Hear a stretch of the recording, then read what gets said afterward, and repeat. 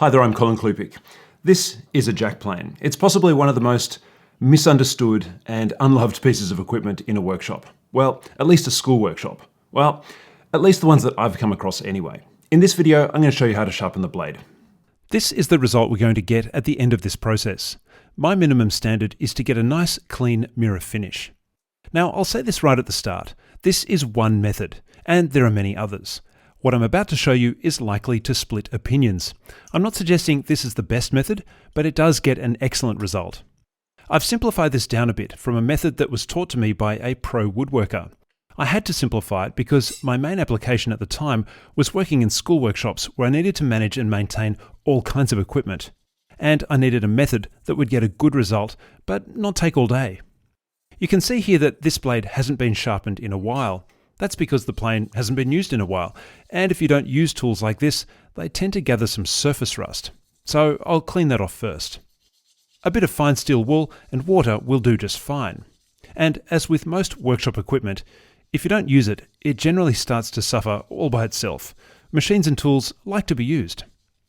The first process is to grind the correct angle on the blade before honing the edge. This guide tells me that planes can be either 20 or 30 degrees, depending on the application. But the plane blade has 25 degrees specified on it, so I'll grind to that angle. I'm using a whetstone grinding wheel, which is definitely my preferred method. It's a slow speed grinding process, and the water keeps the metal nice and cool. Using the guide, I need to set the blade in the jig to 25 degrees. This can take a bit of trial and error, but it's a fairly simple process with the guide. Then, using a smooth side-to-side action, slowly grind the blade so that there is a consistent finish from one side to the other. This can take a while, depending on the condition of your blade, especially if it has dents in it. Notice here the grinding surface is working its way across. It's on a bit of an angle, but that's not a major problem. It's better if it's square, of course, but it's difficult to get this perfect. The whole process is inherently, not square, and the plane itself has a lateral adjustment lever which you can also use to square up the blade once it's back in the plane. Stop and check regularly. You need to keep grinding until the whole surface is consistent. Now, this grind isn't quite square, so I'm going to make another adjustment and then grind some more to get an edge that's, more square than this. A quick check again with the angle guide. Some adjustment to keep it as square as possible. A bit more grinding, and, that's looking much better. A nice, consistent face to hone. And a quick check tells me that it's, not 100% square, but this will do. Sadly, this is where most blades stop when they're in school workshops. At this point, you wouldn't say that the blade is sharp. It's simply ready for honing, which is the part that makes it sharp. The next stage is to flatten the back of the blade. This removes any burrs on the back. I'm using a Japanese waterstone that has a 1000 grit on one side and a 6000 grit on the other. They last for ages. I've had this one for years and I always enjoy using it. Using plenty of water and holding the blade as flat as possible, rub the back of the blade on the 1000 grit side until you get a consistent finish on the back. This process removes any burrs on the back of the blade. I'm doing this on a piece of polished Caesarstone benchtop, which is very heavy and, more importantly, flat. It's a great surface to sharpen on. The next stage is to hone the blade. This is the part that makes it sharp. Some people do this freehand, but I seriously recommend using a honing guide. The difference is really worth it. I'm using an old Veritas honing guide here. They look a bit different these days, but they work very well. I can highly recommend them. You can get cheaper ones in hardware stores, but it's worth getting a nice one. I think I paid less than $100 for this one. Now, this is where you can go really crazy with honing angles, and I can already sense some people getting uncomfortable. You can get very particular at this point, but actually, I don't think that's necessary. The trick here is to align a straight edge between the roller on the honing guide and the edge of the blade. I need to adjust the blade in the honing guide so that I'm left with a small crack of light between the straight edge and the blade edge. It's just a couple of degrees. You can just about see it here. Then, using plenty of water, use a fanning motion to rub the blade on the stone. Even after a few strokes, you'll see a new edge forming.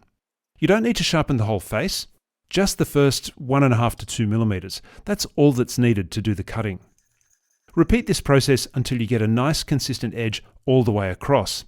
Also, Remember to flip the stone around every now and again so that the stone wears more evenly. Then flip the stone over onto the 6000 grit side. Repeat the process of rubbing the blade on the stone using a fanning motion. Some people like to make a further angle adjustment here, and this honing guide does allow for minor adjustments. But I've never worried about this because I was always thinking about getting the best result for the least amount of time. Remember, I was usually managing class sets, so time came at a premium.